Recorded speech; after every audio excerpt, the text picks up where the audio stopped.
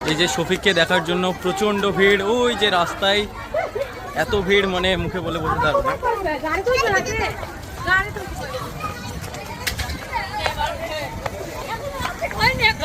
এই যে শফিক ওখানে আছে।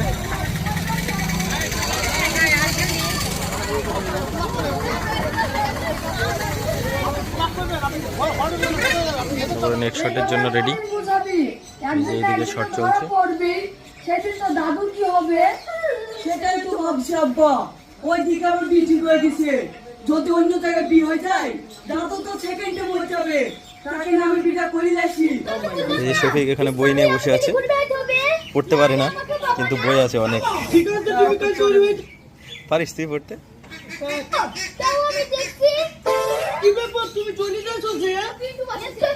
কি বই এটা? তোর তোর হ্যাঁ, ইতিহাস আমি দেখতে পাচ্ছি এটা।